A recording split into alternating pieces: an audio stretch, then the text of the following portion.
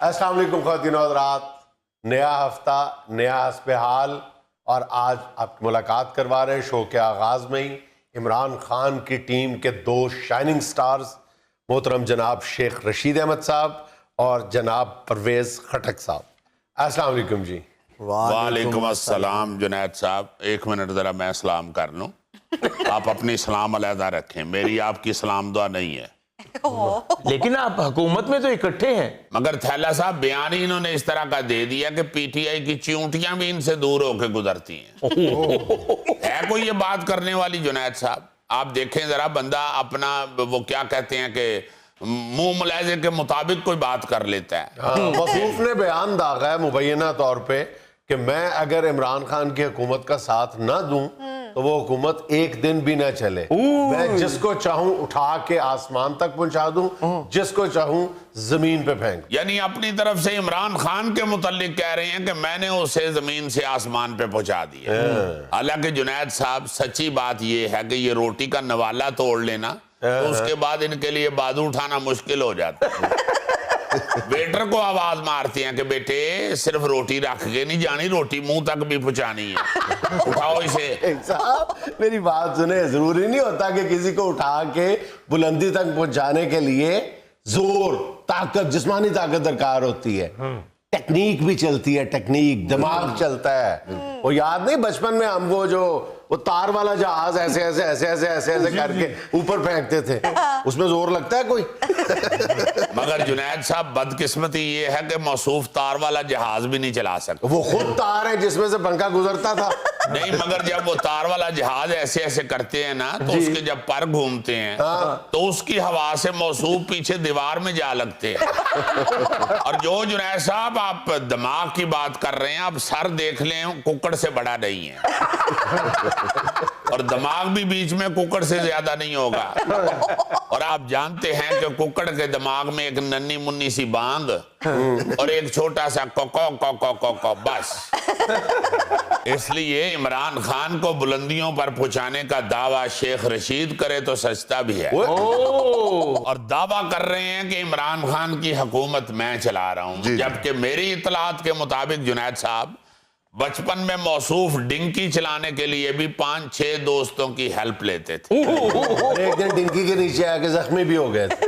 ایسی باتیں کر رہے ہیں؟ جی ہاں، جب ڈنکی کے نیچے آئے ہیں تو ڈنکی کو دھکا لگانے والے دوست جو ہیں وہ فرار ہو گئے۔ انہوں نے سمجھا کہ شاید اب جانبر نہ ہو پائیں۔ او بابا، میں نے تو ایسا کوئی بیان دیا ہی نہیں ہے، ایسے ہی بات کا بتنگڑ بنائے جا رہا ہے۔ میں تو خود عمران خان جیسے عظیم لیڈر کے سانوں تلے دبا ہوا ہوں۔ میں معافی چاہتا ہوں، آپ اصل میں یہ ویسٹ کوٹ اور قمیض میں دبے ہوئے ہیں۔ یہ اتاریں تو آپ کی سانس میرا خیال ہے آسان ہو سکتی ہے۔ مگر بدقسمتی یہ ہے جنید صاحب، جب کپڑے اتارتے ہیں تو لگتا ہے پین پینسل میں سے سکہ نکالا ہوا۔ اسی تو سن ہی نہیں سکتے۔ یار سن تو سکتے ہیں آپ، یہ کہ اس سے دیکھ ہی نہیں سکتے خوردبین تو بغیر، مطلب پوری بات کیا کریں۔ دوسری بات یہ ہے اپنا خٹک صاحب جی، کہ آپ یہ مت کہیں کہ میری بات کا بتنگڑ بنا دیا ہے۔ آپ کی بات جو ہے وہ بات کے طور پہ ہی پیش کی ہے۔ بتنگڑ آپ منہ سے نہ نکالا کریں بلکہ بچا کریں بتنگڑ سے۔ ایک دفعہ پہلے بھی جنید صاحب سون بھادروں میں یہ سوئے ہوئے تھے تو بتنگڑ ان کو اٹھا کے لے گیا۔ یہ کیا بات کر رہے ہیں سر؟ غوری صاحب، ان کے علاقے میں سون بھادروں میں بتنگڑ نکل آتے ہیں۔ اچھا جی۔ تو میرا کہنے کا مطلب یہ ہے جنید صاحب کہ انسان کو پہلے اپنا وزن دیکھنا چاہیے، اس کے بعد بات کرنی چاہیے، اور ان کے وزن کے مطابق تو خاموشی بنتی ہے۔ شیخ صاحب میری بات نہ کریں، اپنی بات کریں۔ جس نے ایک سیٹ جیتا ہوا اور پوری پی ٹی آئی کو ہائی جیک کیا ہے۔ اسی تو سن ہی نہیں سکتے۔ بولے جی غوری صاحب سنیں بلکہ سمجھیں۔ آپ دیکھیں کہ ان کو ہائی جیک کرنے کے لیے سیٹ کی تو ضرورت ہی نہیں ہے۔ اچھا جی۔ اینا دے ہوتے تھے پیالی بوتی مارو تے ہائی جیک ہو جاندے، بلکہ پیالی بھی بہت وڈی ہوندی ہے، وہ بچیاں دی جیلی علی کولی نہیں ہوندی، جی بلکہ وہ بھی وڈی ہے یار، اتھوں کو پہندہ ٹکن پھڑو تے انہوں ہائی جیک کر۔ دیکھا آپ نے، دیکھا یہ صرف کام عام نہیں کرتا، جگت کرتا ہے، اور جدھر بھی دیکھتا ہے شروع ہو جاتا ہے۔ خٹک खड़क साहब इसमें मेरा अकेले का कसूर नहीं है, आप तो डॉक्टर को चेक कराने जाएं तो वो देखने की बजाय झुकते शुरू कर देते हैं। मैंने खुद देखा है, डॉक्टर कह रहा था भाई जी कुछ जगह तो हैगी नहीं, बुखार चढ़े या किथे वे। शेख साहब, खटक साहब बड़े हौसले वाले हैं। एक दफा इनको ड्रिप लगी थी ग्लूकोज की, इन्होंने उतार के ना पाइप के अंदर घुस के खुद बोतल में छलांग लगा दी थी। नहीं जुनैद साहब, वो तो डॉक्टरों से तंग आके खुदकुशी की कोशिश की थी। सियासत पे बात करें, सियासत पे देखें, वो अपना एक बिल्कुल एक क्लियर कट एक पॉलिटिकल विजन रखते हैं। जी बिल्कुल, पॉलिटिकल एक्यूमेन है उनकी, जो पूरे केपी में इस वक्त बोल रही है, गूंज रही है उनकी पॉलिटिकल यार एक्यूमेन। बात करने वाली है ही नहीं, ना ही समझ में आने वाली है। कह रहे हैं मैं जब मर्जी इमरान खान की हुकूमत तोड़ सकता हूँ। माचिस की तीली तोड़नी पड़ जाए तो वो 2 ईंटों पे रख के जूती उतार के उस पे छलांग लगाते हैं। खुदा का नाम ले, मैंने खुद इनको सिगरेट के लिए माचिस जलाते हुए देखा है। जैसे आम हमारे यहाँ गांव में किसान वगैरह यूं लकड़ी पकड़ के ऐसे टांग पे मारते हैं, इन्होंने मार के तोड़ी है माचिस की तीली मेरे सामने। नहीं चले, तीली तो टूट गई थी, मगर जो बाद में टांग को प्लस्तर करवाया था वो नहीं पता आपको। देखा, फिर वही जुगत मुगत हमको बातें करते हैं। शेख साहब खुद चलती गाड़ी से पीछे नहीं देख सकते, क्यों? ऊपर रह गई कुछ नहीं। मेरा ख्याल है आप गुस्सा कर गए हैं, हम लोग तो सियासत पे बात कर रहे हैं। वाह जी वाह, उसने मुझको ग्लूकोज के पाइप से गुजार दिया तो वो सियासत है, आपने मुझे बुतंगड़ से उठवा दिया वो सियासत है, और तो और वो बाल पॉइंट का खाली सिक्का पड़ा होता है वो भी सियासत है। ये सारी सियासत ही है। चले शेख साहब छोड़ दें उनकी जान, सियासत पर बात करें। ये पिछले दिनों में देख रहा था कि आपने इंटीरियर मिनिस्टर के तौर पे बरतानवी हाई कमिश्नर से मुलाकात की है नवाज शरीफ साहब को वापस लाने के लिए, वो क्या मामला है? जुनैद साहब, मैंने हाई कमिश्नर से भी बात की है वापस लाने के लिए नवाज शरीफ को, और एक येलो कैब वाले से भी बात की है। क्योंकि वापस उनको हर हाल में आना होगा। जब तक नवाज शरीफ वापस नहीं आएगा जुनैद साहब, ये मुल्क तरक्की नहीं कर सकता, क्योंकि तरक्की के बटनों का पता ही उसे है। अच्छा। जुनेद भाई, अगर शेख साहब की अंग्रेजी अच्छी होती तो इन्होंने उनको उधर से ले भी आना था। वैसे मैं माफी चाहता हूं खटक साहब, आपकी भी छोटी एबीसी वाली अंग्रेजी अच्छी है। बड़ी तो आपने 2-3 दफा बोली है तो कितने सारे लफ्ज फंस जाते हैं मुंह। W फंस गया, M फंस गया, Q फंस गया। क्यों फंसा नहीं था, क्यों में खुद फंस गए थे। जुनैद साहब X भी फंस गया था, उसको फिर कैंची की तरह बंद करके बाहर निकाल। देखा दूसरों में कितने नुक्स निकालते हैं, खुद गीले टावल के साथ ऐसे ऐसे भी नहीं कर सकते। साहब तुसी को 2 जुगता और लाइया तो मैं ला के तानू पढ़ा दे। आपकी विग में सर पे रखने की बजाय रजाई के तौर पे इस्तेमाल कर सकते हैं। जुनेद भाई, मैं आपके प्रोग्राम की वजह से सारी दुनिया को ये बावर करवाना चाहता हूँ और बताना भी चाहता हूँ, मैं तन मन धन से इमरान खान के साथ है। बस जी, मन धन तीनों चीजें वो बता रहे हैं जो पास हैं ही नहीं। देखिए ना जरा, तन कहाँ है? कुकड़ के मन जितना इनका मुंह है तो अपना मन कितना होगा? वैसे शेख साहब धन तो होगा बड़ा। धन है बहुत, मगर जेब च पा लें तो फिर उठिया नहीं जाता। एक बारी 10 रुपए का पान जेब च पा लिया जी, फिर 1.5 घंटा कुर्सी ते बह के फकीर उड़ीकते रहे। फकीर आया तो उन्होंने कहते रहे जेब चो कट ले। वो फकीर टुंडा था, अड़ गया, कहता है खटक साहब आप खुद निकाल के दे। कहता जा बाबा माफ कर। ये आपका शो सियासी है? जी जी सियासी है, ये आपके आने से शाम 84 हुआ है। अच्छा शेख साहब, आप एक मुसलसल एक तवील अरसे से कह रहे हैं कि जनाब मौलाना फजलुर रहमान साहब के साथ हाथ हो जाना है, हाथ हो जाना है। अब उन्होंने पलट के जवाब दिया, उन्होंने कहा कि असल में हाथ होने के आदी तो आप हैं, आपके साथ हाथ पे हाथ हो रहा है, पता ही नहीं चल रहा। जुनैद साहब, मैं असल में फजलुर रहमान साहब के मुतालिक कुछ कहना नहीं चाहता। अच्छा जी, वो मेरे बुजुर्ग हैं। बुजुर्ग कहाँ से आ गए? آپ کے ہم عمر بلکہ آپ سے چھوٹے ہی ہوں گے وہ. میں رتبے اور علم کے حوالے سے کہہ رہا ہوں, احترام کے حوالے سے کہہ رہا ہوں, وہ میرے بزرگ ہیں. ان کے بارے میں کچھ بھی نہ کہیں اگر آپ کے دل میں واقعی ان کا احترام ہے تو. نہیں, میں ان کے بارے میں کچھ کہتا ہوں تو دکھ سے کہتا ہوں. دیکھیں یہ سارے سیاستدان جو ہیں یہ چکر باز ہیں. یہ مولانا کو آگے لگا کے تو باہر نکلتے ہیں, اس کے بعد جب ضرورت پڑتی ہے ان کی مولانا کو تو مولانا پیچھے مڑ کے دیکھتے ہیں, ان میں سے کوئی بھی کھڑا نہیں ہوتا. اس لیے میں کہہ رہا ہوں کہ مولانا کے ساتھ یہ ہاتھ کر جاتے ہیں. مولانا کو اب سمجھدار ہو جانا چاہیے اور مولانا کو خود فیصلہ کرنا چاہیے کہ کیا ٹھیک ہے اور کیا غلط ہے. ان کی باتوں میں نہیں آنا چاہیے. یہ بڑے تیز لوگ ہیں جنید صاحب, یہ سب اپنی اپنی جان بچانے کے لیے NRO لینے کے لیے باہر نکلتے ہیں. مولانا میرے لیے قابل احترام ہے, اس لیے میں مولانا کو گاہے بگاہے یہ مشورے دیتا رہتا ہوں. اور جنید صاحب اس سچویشن میں میرا ان کو مشورہ یہی ہے کہ گھر بیٹھ کے حلوہ پوری کا مزہ لیں, باہر جلسوں میں نکل کے اپنے آپ کو ٹھنڈ نہ لگوا لیں. حلوہ پوری کیا اچھا مشورہ دیتا ہے جی شیخ صاحب. یہ مشورہ جو تینوں دیا گا تو پچھ زہر پا کے دیا. ناظرین یہاں مجھے لینی ایک چھوٹی سی کمرشل بریک, ہمارے ساتھ رہیے گا. سنیل گواسکر اپنی کتاب رنز اینڈ ریونز میں لکھتے ہیں کہ جب میں بیٹنگ کے لیے وہاں پہ اسٹیڈیم میں اترا ہوں, میدان میں داخل ہوا ہوں, تو وہاں پہ لوگوں نے یا ویسٹ انڈیز کے جھنڈے اٹھائے ہوئے تھے یا پاکستان کے جھنڈے اٹھائے ہوئے تھے. اچھا بھائی جان, صبح 5 فروری یوم یکجہتی کشمیر, ہم پوری قوم جو ہے, پاکستانی قوم جو ہے, وہ اپنے کشمیری بھائیوں کے ساتھ اظہار یکجہتی کرتی ہے. اور میں اس موقع پہ محترم جناب مرحوم قاضی حسین احمد صاحب کو خراج عقیدت پیش کرنا چاہتا ہوں, جو اس دن کو منانے کے پیچھے روئے رواں تھے, جو اس تحریک کے محرک تھے اور جن کی کوششوں کے نتیجے میں یہ دن منایا جاتا ہے. جی. لیکن میں آج اپنے ویورز کو یوم یکجہتی کشمیر ایک اور انداز میں, بلکہ کرکٹ کی زبان میں بتانے کی کوشش کروں گا. یوم یکجہتی کشمیر ہے کیا؟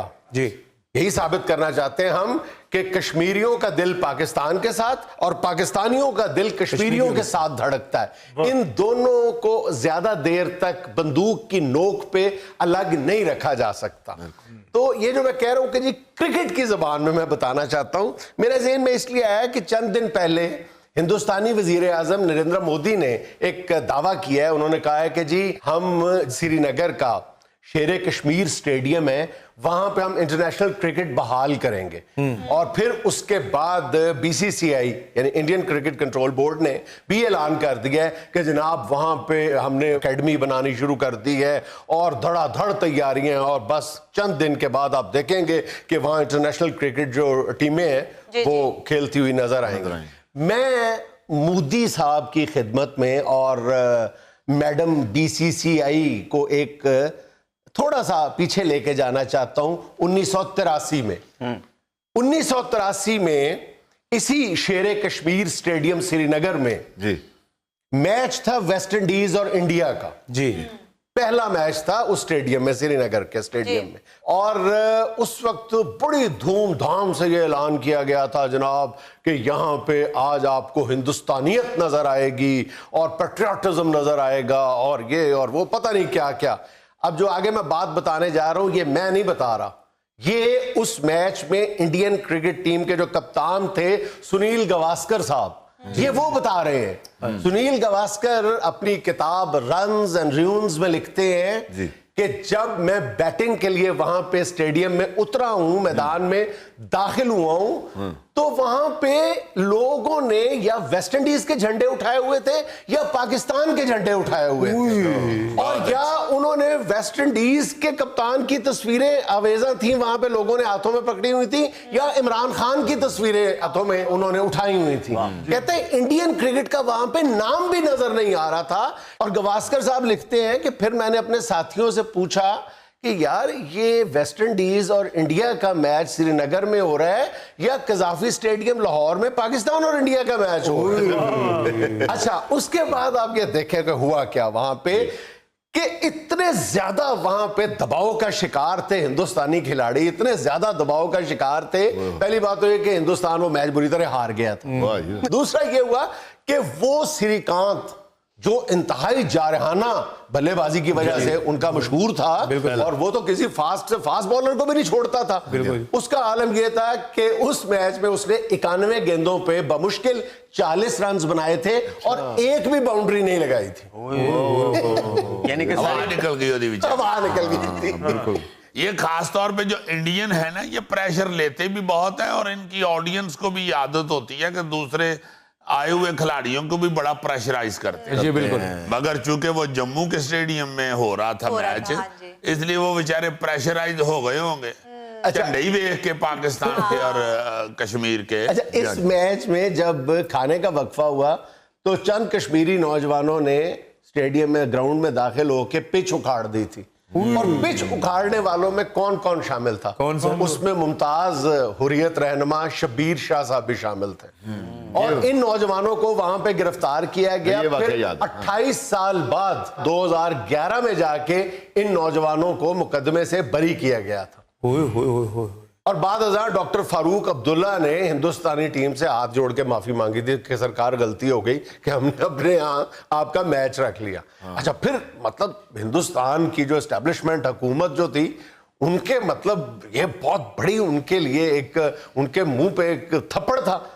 وہ کب تک برداشت کرتے؟ 3 سال بعد آسٹریلیا کی ٹیم وہاں پہ گئی, انہوں نے پھر ایک چیلنج لیا. انہوں نے کہا جی کہ پہلے تو ہمیں منہ کی کھانی پڑی تھی, لیکن اس دفعہ ہم ایسا انتظام کریں گے کہ سانپ بھی مر جائے گا اور لاٹھی بھی نہیں ٹوٹے گی. اتنے بھی سنے سانپ بھی بیچارہ بچ گیا ہی تھے اور لاٹھی بھی ٹوٹ گئی سی. وہ کیسے؟ انہوں نے یہ سوچا کہ یار اگر ہم وہاں پہ داخلہ فری کر دیتے ہیں تو وہ تو پھر وہی کچھ ہوگا جو 1983 میں ہوا تھا. تو انہوں نے کیا کیا کہ نئی دلی سے مختلف ہندوستان کے شہروں سے تماشائیوں کی بسیں بھر بھر کے لے کے آئے تھے کہ ان کو ایز تماشائی وہاں پہ پورٹری کیا جائے. اپنے بندوں کو یعنی ہندو لے کے آئے. بالکل بالکل. لیکن ہوا کیا کہ کشمیری عسکریت پسندوں نے ان کا راستہ روک لیا, ان بسوں کا, اور ان کو اندر اسٹیڈیم میں داخل ہونے سے روک دیا تھا. پوری دنیا میں ذرائع ابلاغ کی شہ سرخیاں بن گئی کہ دوسری دفعہ ہندوستان کے ساتھ ایسا ہو رہا ہے, تو ظاہر ہے کہ یہاں کے لوگ جو ہیں وہ کسی طور بھی ہندوستانی کہلوانے کے لیے تیار ہی نہیں ہے. نہیں سر جی, وہ میچ بھی ہندوستان ہار گیا تھا. ہاں, اور یہ 2 شکستوں کے بعد 35 سال گزر گئے کہ ہندوستان کو وہاں پہ میچ کروانے کی ہمت نہیں ہو رہی. اب مودی صاحب کو دوبارہ بخار چڑھا ہے, اور ان کا یہ کہنا ہے کہ یہ چند مٹھی بھر یہ وہاں پہ شر پسند عناصر ہیں, ورنہ لوگ تو وہاں پہ ہندوستان کی جے کرتے نظر آ رہے ہیں. یعنی بندہ پوچھے کہ تمہیں وہاں پہ کرفیو لگائے ہوئے کتنے دن گزر گئے. ساری باتیں چھوڑو, پبلک پلیسز, اسٹیڈیم بھی رہنے دو, سینما کھولے ہوئے تمہیں کتنے سال ہو گئے وہاں پہ, کتنی بار تم سینماؤں کو آباد کرنے کی کوشش کر چکے ہو. جب بھی سینما کھولتے ہو وہاں پہ ہندوستانی فلم لگاتے ہو, وہاں پہ حملہ ہو جاتا ہے. مودی ورگے بندے ہی بعد میں کہہ رہے ہوتے ہیں نا, تنہوں میں کہیں در یہاں وڈا میٹر لواؤ, چھوٹا سڑ جانا ہے. وہ بیچارہ پلان کچھ اور کرتا ہے, ہو کچھ اور جاتا ہے, سوچتا کچھ اور ہے, ریزلٹ کچھ اور نکل آتا ہے. پرابلم یہ ہے کہ وہ چھوٹا میٹر لگوائے یا بڑا میٹر لگوائے, دونوں ہی سڑ جائے گا. دیکھو نا, اب ہم ایک عرصے سے ہم کیا پوری دنیا چیخ رہی ہے کہ یہ کشمیر کی ڈیموگرافی یعنی جو آبادی کا تناسب ہے اس کو بدلنے کی کوششیں کر رہے ہیں, اور اس میں بار بار ہندوستان کو منہ کی کھانی پڑ رہی ہے. اور تازہ ترین خبریں آپ نے سن لی ہوں گی, دیکھ لی ہوں گی ٹی وی پہ کہ 5 سال کے لیے کشمیر میں مردم شماری مؤخر کر دی گئی ہے. اتنا ہی تمہیں اپنے آپ پہ تمہیں زوم ہے اپنا, تو کروا لو نا پھر مردم شماری, پتہ چل جائے نا, دودھ کا دودھ اور پانی کا پانی ہو جائے. 5 سال کے لیے مؤخر کر دی گئی ہے. نہیں, وہ بیچارہ اپنے اس کے پاؤں ہی نہیں ادھر ٹک رہے, جھوٹ کے چونکہ پاؤں ہوتے ہی نہیں ہیں. سارا اس نے جو جھوٹ پلان کیا ہوا تھا وہ آہستہ آہستہ کھلتا جا رہا ہے, اور ظاہر ہے سچ نے ایک دن سامنے آنا ہی ہوتا ہے. اس نے جتنا شور مچایا تھا نا جی کہ یہاں پہ ہندو کمیونٹی بہت زیادہ ہو گئی ہے, اور اس نے جتنے بھی وہ سکیمیں شروع کی تھی ہندوؤں کے لیے تاکہ اٹریکشن پیدا ہو اور زیادہ سے زیادہ ہندو وہاں آئے. 5 لاکھ کشمیری پنڈتوں کو لا کے آباد کرنے کی کوشش کی گئی ہے. 5 لاکھ دیگر ہندوستانی شہریوں کو زبردستی وہاں پہ انسینٹیو دے کے لایا گیا ہے. تو کوئی بھی آنے کے لیے تیار نہیں, کوئی بھی وہاں آباد ہونے کے لیے تیار نہیں ہے. نہیں وہاں پہ اس کے باوجود نہیں اس کا رزلٹ وہ نکلا, تو تبھی وہ مردم شماری آگے کرتا جا رہا ہے. ناظرین یہاں میں لینا ایک چھوٹا سا وقفہ, ہمارے ساتھ رہیے گا. اصل میں تو 2.25 لاکھ کا کتا تھا, 25,000 اس کو ریت کیا ہے. نہیں تو 25,000 ہی کیوں چھوڑ دیا, کتے کی ایک ٹانگ چھوٹی تھی. ناظرین وطن عزیز میں جتنا فراڈ اور دھوکہ مویشیوں اور پالتو جانوروں کی خرید و فروخت میں ہوتا ہے, شاید ہی کسی معاملے میں ہوتا ہو. جی پچھلے دنوں کراچی کے ایک شخص نے شیتسو نسل کا ایک کتا انتہائی مہنگے داموں خریدا, لیکن گھر جا کے اسے پتا چلا کہ وہ ایک آوارہ کتا ہے. اے لفاڑ, شیٹزو تے بڑی مہنگی نسل ہے, یہ بیچا کس نے ہے؟ وہ جو تمہارے ساتھ بیٹھا ہے, میں نے بیچا ہے. اور یہ ہے جنہوں نے کتا خریدا ہے, جو اس کے ہاتھوں بے وقوف بنے ہیں بیچارے. مجھے چھوڑیں, یہ شخص فراڈیا ہے, یہ دھوکہ کرنے والا انسان ہے. ارے بابا, جیسے آپ نے مانگا تھا میں نے ویسے ہی کتا دیا ہے, میں نے کوئی فراڈ نہیں کیا آپ کے ساتھ. مت بولو جھوٹ اور راستہ بولو, جھوٹے ہو تم. ایکسکیوز می جنید صاحب, اس نے کتے کی اتنی تعریفیں کی, میں نے سوچا کہیں ڈیفنس کے پلاٹ کی طرح میرے ہاتھ سے یہ کتا بھی نہ نکل جائے. میں نے فوراً خرید لیا اور 1.5 لاکھ دیا ہے میں نے. 1,50,000. 1.5 لاکھ روپیہ آپ نے دیا ہے؟ او یس, 75,000 کے تو یہ گلاسز ہیں. بس وہ سمجھ لو کہ آدھا کتا آنکھوں پہ لگایا ہوا ہے. نہیں ویسے آپ نے گلاسز منہ سے ہٹائے ہیں تو پتا چلا کہ گلاسز لگے ہوئے تھے. بابا اصل میں تو 2.25 لاکھ کا کتا تھا, 25,000 اس کو ریت کیا ہے. نہیں تو 25,000 ہی کیوں چھوڑ دیا, کتے کی ایک ٹانگ چھوٹی تھی. بابا اتنی رعایت تو کوئی نقصی ہو تو کر سکتا ہے بندہ. بابا اس سے بحث ہو رہی تھی, میں نے کہا گاہک آیا ہے, چشمہ لگایا ہوا ہے, کراچی جانا ہے, میں نے کہا چلو شام کا ٹائم ہے, بونی بھی ہو جائے گی. نہیں تو وہ تو کہہ رہے ہیں نا کہ جعلی کتا دے دیا تم نے. ادا جعلی کدھر سے ہو گیا, وہ بھونکتا بھی ہے, اس کو پونچھ بھی لگا ہوا ہے. اب آج کون سا کتا ہے جس کو پونچھ نہیں لگی ہوتی اور وہ بھونکتا نہیں ہے؟ یار اصلی کتے کو بھی پونچھ ہی لگی ہوتی ہے, اس کو کون سا میٹر لگا ہوتا ہے. کتا جعلی ہو اصلی ہو, نسل کی بات ہوتی ہے نا میرا ویر. اور بھونکتے بھی سارے ہی ہیں, جعلی نے بھی بھونکنا ہے اور اصلی نے بھی بھونکنا ہے. اس نے کون سا کشور کا گانا سنانا ہے؟ الزام تم پہ یہ نہیں ہے کہ تم نے کتے کی جگہ خرگوش بیچ دی ہے, تم نے شیتسو نسل کا کتا کہہ کے بیچا ہے, لیکن وہ آوارہ عام نسل کا کتا تھا. ایکچولی وہ شیٹزو ہے ہی نہیں. دیکھیں میں نے اس کو اپنے ساتھ صوفے پہ بٹھایا. شیٹزو ہوتا تو وہ بیٹھا رہتا, وہ چھلانگ لگا کر نیچے آ گیا. وہ غریب کتا ہے, ہمارا کتا ہے, وہ صوفے پہ بیٹھے ہی نہیں. نہیں دیکھیں, اگر آپ نے یہ معیار رکھنا ہے کتے کی نسل جج کرے گا کہ وہ آپ کے ساتھ آپ کے پاس بیٹھے گا, تو میرا خیال ہے کہ پھر کتے کی نسل نہیں, کتے کا حوصلہ چیک کرنا چاہیے. دیکھیں جی, وہ صوفہ جو ہے میرا وہ ہے 60 لاکھ کا, وہ کتا ہے 1.5 لاکھ کا.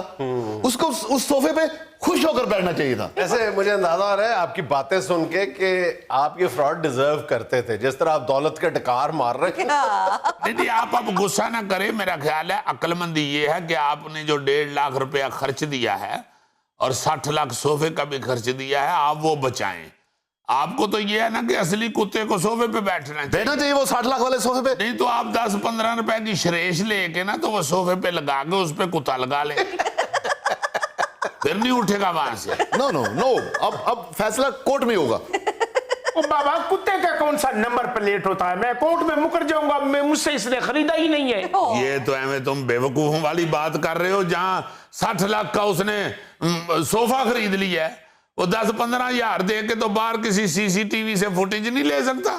ہر جگہ پہ کیمرے لگے ہوتے ہیں, کوئی سامنے دکان والا کو پرے بینک کا سی سی ٹی وی آپ کی دکان کے سامنے اگر ہوا تو تم نے پکڑی. بھائی جان عزیزی, یہ جو پیٹس بیچنے والے, پالتو جانور بیچنے والے, پرندے بیچنے والے لوگ ہیں نا, اتنے بڑے فراڈ کرتے ہیں, بڑی بڑی قسمیں کلمے قرآن اٹھا جاتے ہیں اور بولتے 100% جھوٹ ہے. کوے کی جگہ طوطا, طوطے کی جگہ مینا, مینا کی جگہ چڑیا, بالکل لو عام آدمی کو پتہ نہیں چلتا. یار یہ وہ ملک ہے جہاں پہ گدھے کے اوپر لائنیں لگا کے زیبرے کے طور پہ بیچ دیا گیا.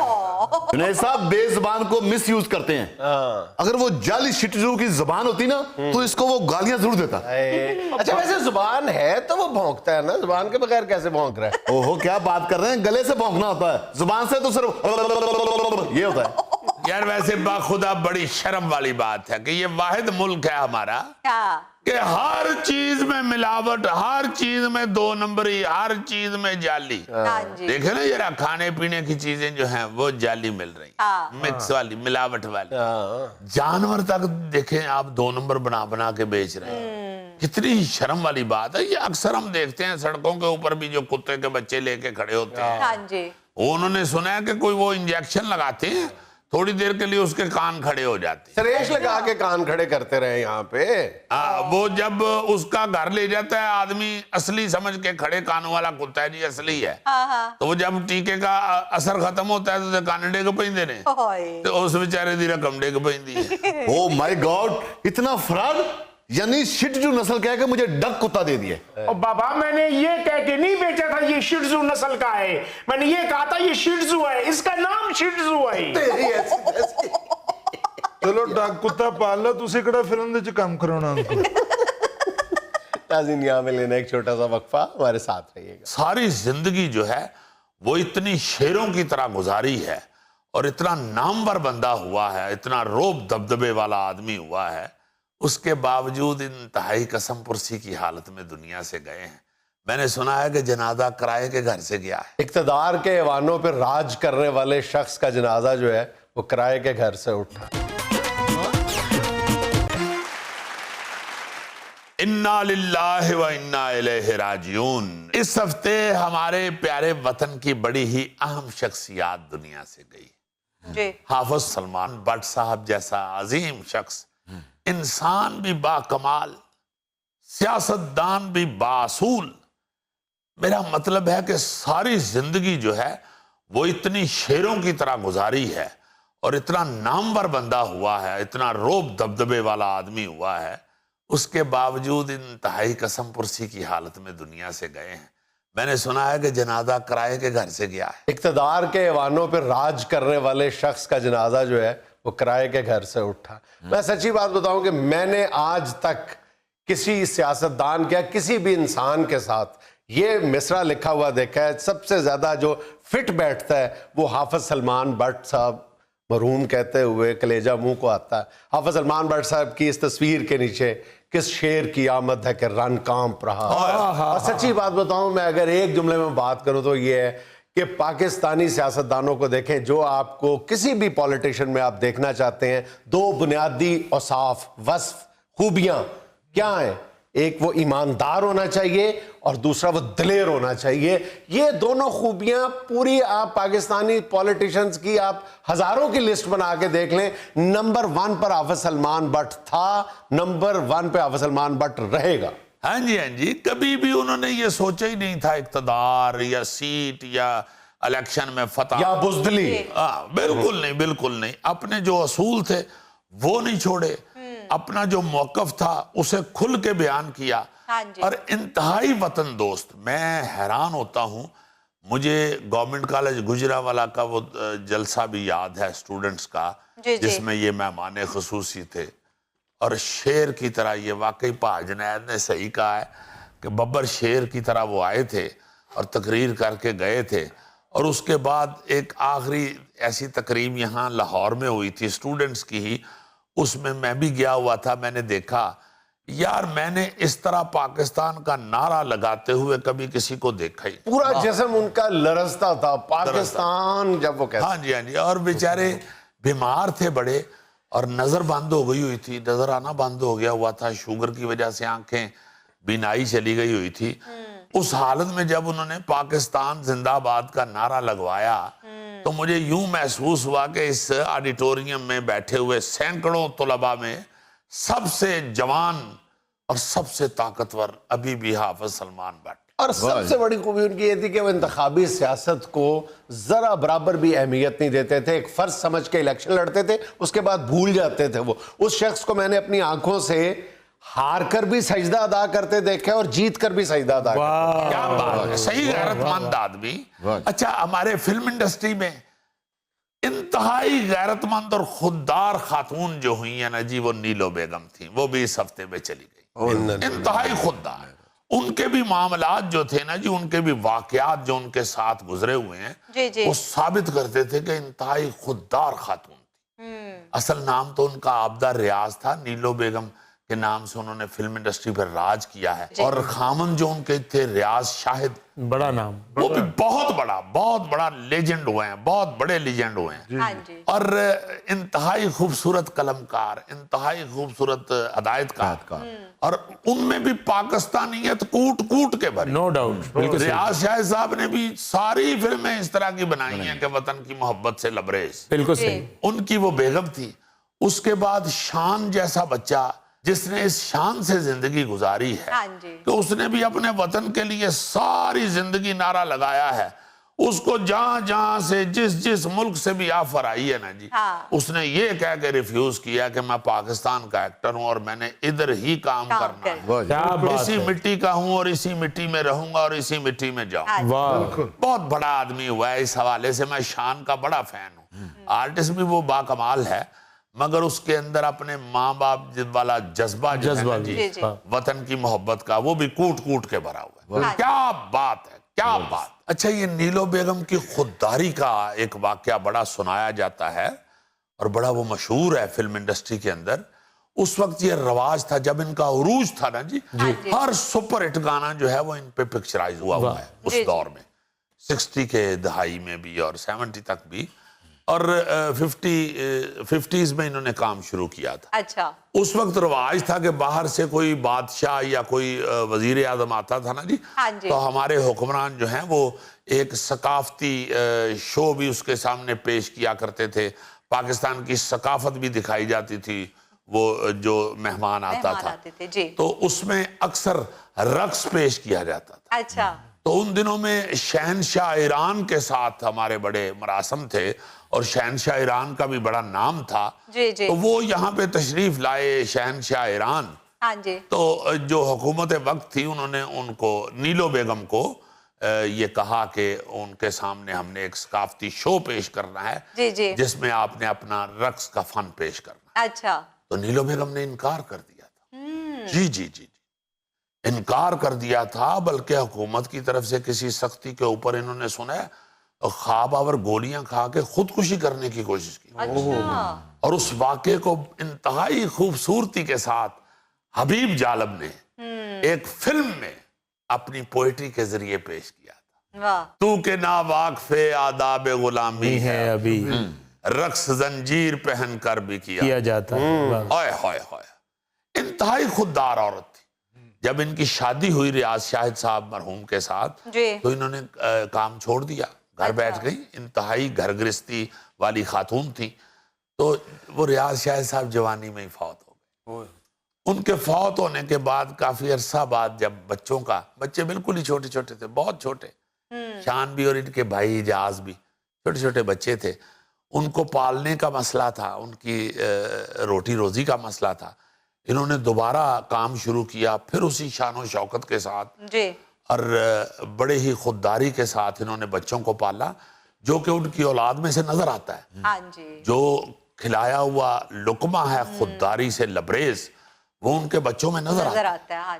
اللہ تعالیٰ ان شخصیات کو جنت الفردوس میں بڑا اعلیٰ مقام عطا فرمائے اور ان کی طرح ہی سارے پاکستان کی عوام کو اپنے وطن کے ساتھ محبت کرنے کی توفیق دے.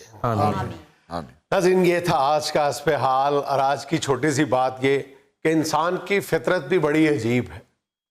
تنقید جیسی سچائی پر ناراض اور خوشامد جیسے دھوکے پر خوش ہو جاتا ہے. خوش رہیں، خوش رکھیں. آپ سے ملاقات ہوگی انشاءاللہ کل. اللہ حافظ.